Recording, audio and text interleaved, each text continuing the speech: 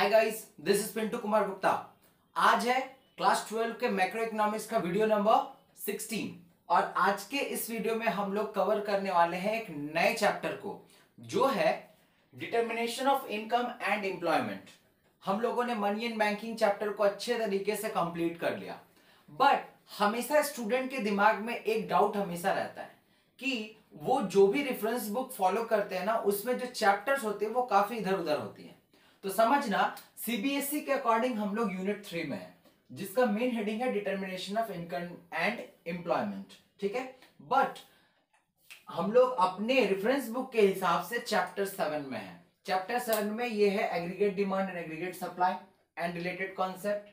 Chapter 8 में है determination of income and employment and multiplier and chapter 9 में ये चैप्टर है। मतलब इस पूरे टॉपिक में यूनिट 3 के अंदर हम लोग 3 टॉपिक को कवर करने वाले हैं, मतलब 3 चैप्टर को कवर करने वाले हैं। क्लियर है? तो ये डाउट सबसे पहले दिमाग से निकाल लो कि हम लोग यूनिट 3 में है ना, हम लोग according to our reference book chapter 7 में है। ठीक है, तो चलो टाइम को वेस्ट ना करते हुए सबसे पहला chapter aggregate demand, aggregate supply and related concept को शुरू करते हैं। तो स्टार्ट करते हैं हम लोग चैप्टर नंबर 7 एग्रीगेट डिमांड या बोल लो एग्रीगेट एक्सपेंडिचर। देखो, ये हुआ काफी है कि ये चैप्टर जो है आगे चल करके बहुत टफ होने वाला, बट ऐसा बिल्कुल भी नहीं है। इसे पूरे मजे से पढ़ने वाले हम लोग। जिसने नेशनल इनकम को समझ लिया ना, वो ये चैप्टर खेल गया। ठीक है, देखो एग्रीगेट डिमांड या एग्रीगेट एक्सपेंडिचर क्या है, सीधी सी बात है। हम लोग इसे समझने के पहले थोड़े से नेशनल इनकम में चले जाते हैं। Expenditure method, sir expenditure method क्या है? वहां पे हम लोगों ने सीखा था कि हम लोग कहां कहां किस किस सेक्टर में खर्च करते हैं, वही एक इकोनॉमी का एग्रीगेट एक्सपेंडिचर हो जाता है।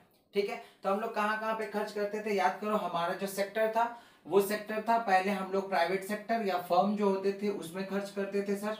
ठीक है, दूसरा गवर्नमेंट भी कुछ खर्च करती है, याद रखो। और बाकी क्या होती है, रेस्ट ऑफ द। उसके बाद और एक चीज याद है, जहां तक हमको याद है कि गवर्नमेंट भी खर्च करने के बाद सर आपने बताया था कि हम लोग कुछ इन्वेस्टमेंट एक्सपेंडिचर भी करते हैं, मतलब कैपिटल गुड्स में भी खर्च करते हैं, तो वो होता था। और लास्ट में रेस्ट ऑफ द वर्ल्ड भी एक सेक्टर था सर, जिसे हम लोग क्या बोलते थे, नेट एक्सपोर्ट बोलते थे सर, याद है? मतलब एक्सपोर्ट एक्स माइनस एम, ये हम लोगों ने सीखा था। बस यही है एग्रीगेट डिमांड या बोल लो तो एग्रीगेट एक्सपेंडिचर। देखो क्या है, एग्रीगेट डिमांड और aggregate expenditure refers to the total value of final goods and services which all the sectors, सारे सेक्टर्स, जितने सारे सेक्टर्स है of economy are planning to buy at a given level of income during a period of one accounting year। मतलब यहां पे सारे sector जो है वो प्लानिंग टू बाय कर रहे हैं गुड्स एंड सर्विसेज एक अपने लेवल ऑफ इनकम के हिसाब से ड्यूरिंग एन अकाउंटिंग ईयर। बस यही है। नहीं समझ में आया? फिर से समझते हैं।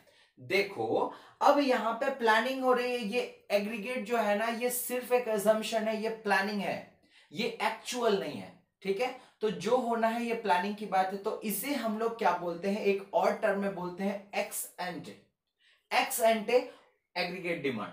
मतलब जहां पे प्लानिंग की बात हो उसके सामने एक्स एंटे जोड़ दो, या एक्स एंटे का मतलब है प्लान्ड। क्लियर है? तो ये है एग्रीगेट डिमांड। अब एग्रीगेट डिमांड खुद में बहुत सारे कंपोनेंट्स लेकर के चलते हैं, क्योंकि देखो यहां पे है ना related concept, aggregate demand, aggregate supply and related concept. तो इसमें कुछ कंपोनेंट्स या कॉन्स्टिट्यूएंट्स है। तो ये कैसे कैसे लेकर के बनती है, तो ये डेफिनेशन में ही हम लोगों ने क्लियर किया कि सर ये सारे सेक्टर से जुड़ जाते हैं ना, और इनका जो आप अपना एक डिमांड होता है अपने लेवल ऑफ इनकम में ड्यूरिंग अकाउंटिंग ईयर, तो सर उसी को हम लोग बोलते हैं एग्रीगेट डिमांड। बिल्कुल आपने क्लियर कर दिया। तो बस अब यहां पे कंपोनेंट्स इसे अभी छोड़ दो। ठीक है, कंपोनेंट्स ऑफ एग्रीगेट डिमांड में चले आते हैं कि कैसे ये बनता है। तो हम लोगों ने ये देखा कि private house hold consumption expenditure या फर्म का बोलो तो उसको हम लोग जोड़ते हैं, जिसे हम लोग क्या डिनोट करते हैं, जिसे हम लोग सर सी से डिनोट करते हैं। बिल्कुल। नेक्स्ट, इन्वेस्टमेंट एक्सपेंडिचर हम लोगों ने खा पी लिया अच्छे तरीके से। अब हम लोग थोड़ा सोचेंगे कैपिटल गुड्स में कि अपना थोड़ा बंगला हो, अपनी गाड़ी हो। इन्वेस्ट फर्म सेक्टर भी यही सोचेगा। ठीक है, बड़े बड़े बिल्डिंग्स वो खरीदे, ये सारे इन्वेस्टमेंट सेक्टर्स हैं। तो ये क्या है, इन्वेस्टमेंट एक्सपेंडिचर, मतलब इसे हम लोग आई से डिनोट करेंगे। देन नेक्स्ट बात करते हैं, गवर्नमेंट भी तो कुछ खर्च करती है, कुछ डिमांड करती है ना, तो उसे हम लोग क्या डिनोट करेंगे सर, जी से डिनोट कर दो। और लास्ट फाइनली नेट एक्सपोर्ट जो तुम लोग जानते हो एक्स माइनस एम, क्लियर है, मतलब एक्सपोर्ट माइनस इंपोर्ट। तो ये सर एक्स, तो ये जो एक्सपोर्ट है वो तो ई से स्टार्ट होता है सर, और एम जो होता है ये तो इंपोर्ट से स्टार्ट होता है, बट ये क्यों है? अब देखो एक्सपोर्ट तो तुम्हें समझ में आ रहा है कि हम लोग यहाँ पे एक्सपेंडिचर जो है ये ई से एक्स से डिनोट कर दिया, बट ये जो है इंपोर्ट, देखो यहाँ पे अगर आई डिनोट करेगा तो ये जगह ले लेगा, बट ऑलरेडी इन्वेस्टमेंट एक्सपेंडिचर ने ये जगह ऑलरेडी ऑक्यूपाई करके रखा है, तो हम लोग क्या लिख सकते हैं, अब आई कंफ्यूजन होगा ना हम लोगों में, तो इसे बोल दिया जाता है, एम से डिनोट कर दिया जाता है इंपोर्ट को, और एक्स से डिनोट कर दिया जाता है एक्सपोर्ट को। कितना अच्छा सेट है ना, एक्सपोर्ट को, ठीक है। तो ये सारे कंपोनेंट्स है, बट अब ये जब सारे कंपोनेंट्स मिल जाते हैं तो देखो यहाँ पे विदेशी फिरंगी लोग चले आए, ठीक है, हम लोग तो थे, गवर्नमेंट थी, हमारा इन्वेस्टमेंट था, प्लस एक्सपोर्ट की बात आ गई, मतलब जो बाहर में लोगों की डिमांड है वो भी तो एग्रीगेट डिमांड में चले आती है, तो हम लोग इसे बोलते हैं ओपन इकोनॉमी।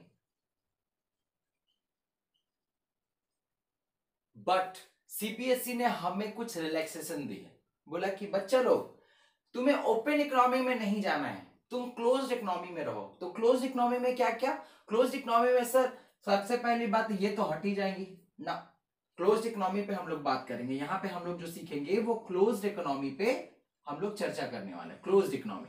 तो क्लोज्ड इकोनॉमी में तब तो एक्सपोर्ट हट गया, गवर्नमेंट भी बोलेगी ना छोड़ दो, हम भी हट जाते हैं यहाँ से, ये भी हट जाएगा। तो सिर्फ क्लोज्ड इकोनॉमी में कौन से रह गए वेरिएबल, सिर्फ सी और आई, मतलब ये दोनों हमें नहीं पढ़ना, ये दोनों हमें नहीं पढ़ना, सिर्फ सी और आई के वेरिएबल को समझना है, मतलब AD equals to C plus I concept हम लोगों को पढ़ना है। बात समझ में आ गया? ऑल दो एडी ये सबसे मिलकर के बनती है, बट हमें सिर्फ इतना ही जानना है कि एग्रीगेट डिमांड या aggregate expenditure equals to consumption plus investment expenditure. Am I clear?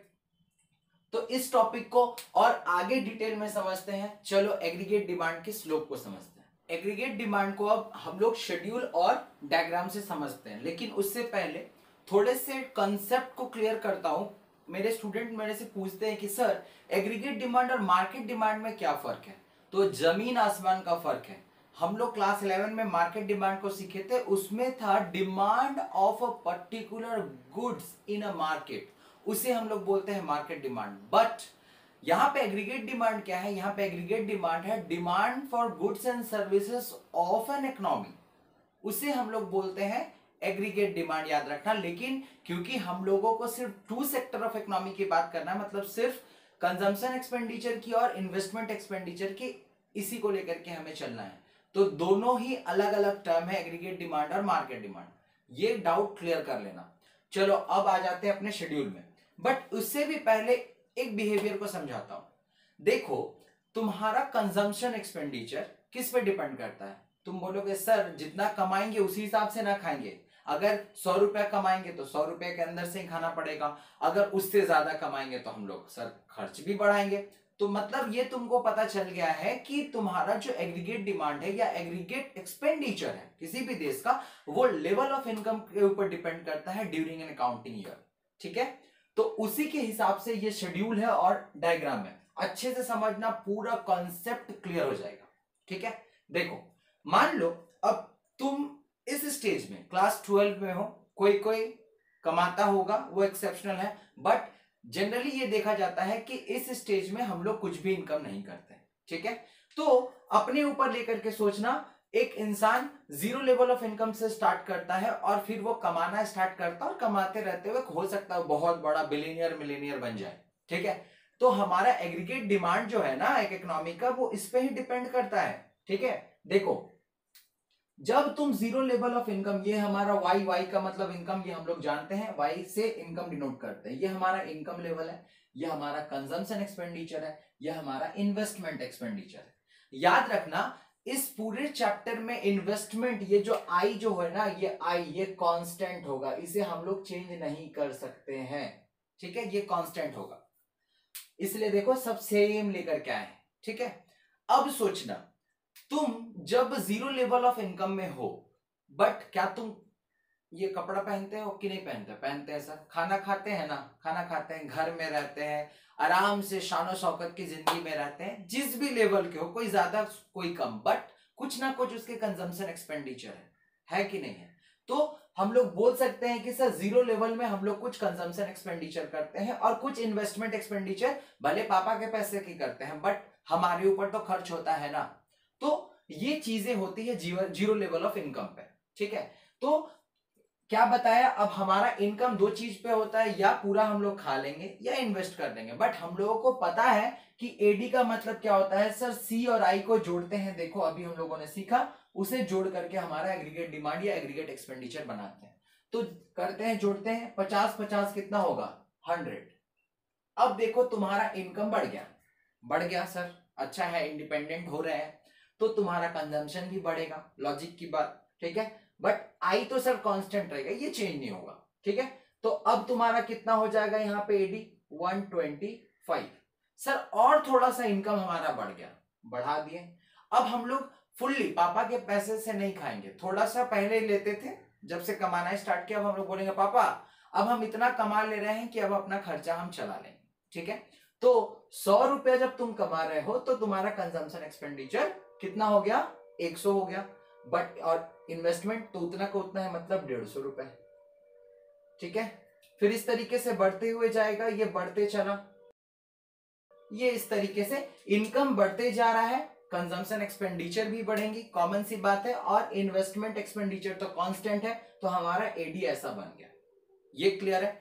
अब एक और बिहेवियर की बात करते हैं, जब तुम कमा रहे हो तो तुम्हारा खर्च भी बढ़ रहा है, जैसे जैसे इनकम बढ़ेगी खर्च भी बढ़ेगी, बट एक लॉजिक की बात करो, एक सर्टेन पॉइंट ऑफ टाइम में तुम खुद पे ये सोचने लगोगे ना कि भाई हम लोग बहुत खर्च कर दिए, अब थोड़ा सा सेविंग में ध्यान देना पड़ेगा। सोचोगे कि नहीं?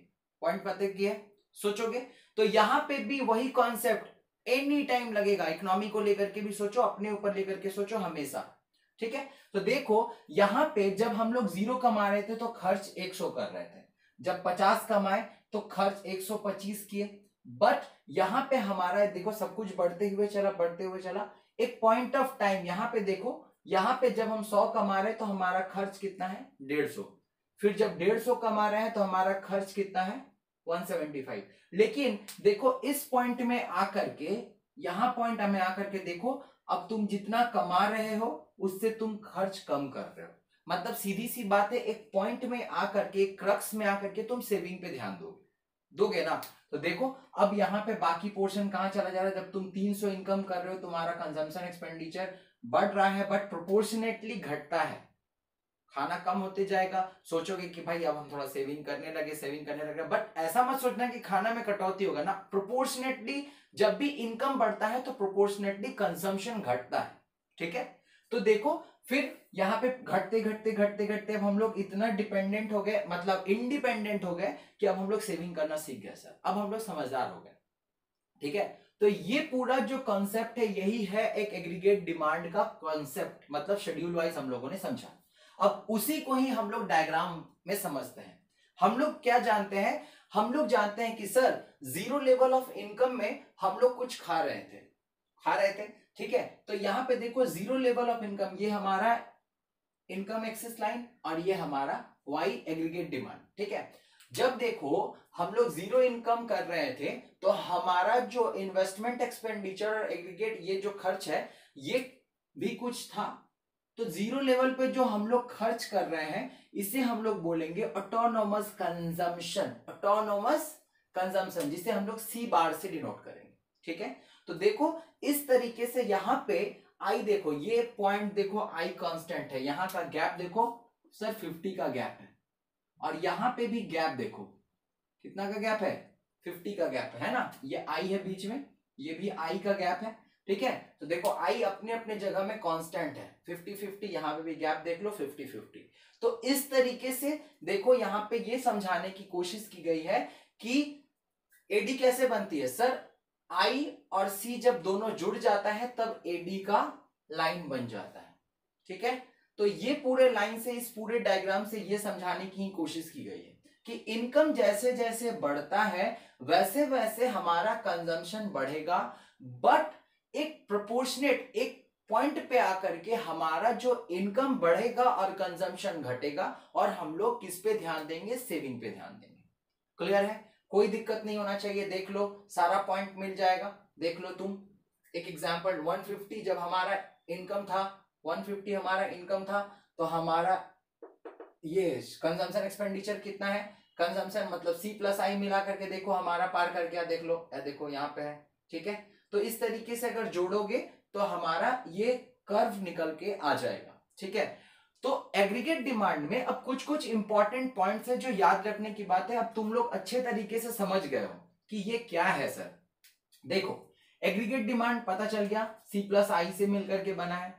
Positive consumption even when the income level is zero, मतलब ये क्या होगा? सी बार। सी बार अभी सर बताएं कि सर जब हम नहीं कमाते हैं तो भी हमारा जो कंजम्पशन होता है वो तो चलता है, पॉजिटिव कंजम्पशन। ये याद रखना पॉइंट। नेक्स्ट पॉइंट क्या याद रखना? स्लोप ऑफ आई। आई का स्लोप कैसा है?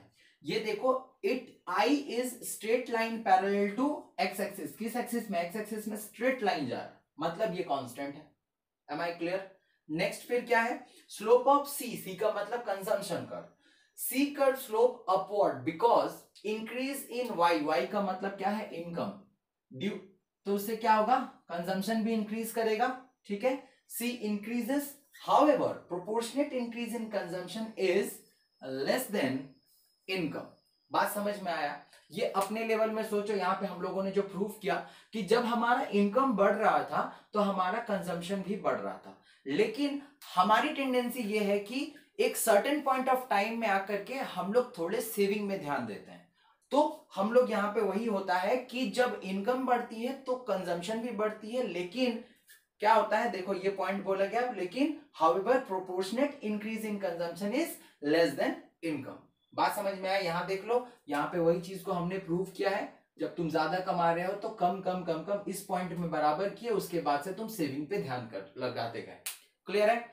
तो ये पूरा जो टॉपिक हो गया यो एग्रीगेट डिमांड या एग्रीगेट एक्सपेंडिचर से लेकर के हम लोगों ने कॉन्सेप्ट को क्लियर कर लिया। नेक्स्ट वीडियो में हम लोग एग्रीगेट सप्लाई के बारे में ध्यान से देखेंगे। तब तक के लिए मुझे आज के लिए विराम दो। बने रहो मेरे साथ। Thank you.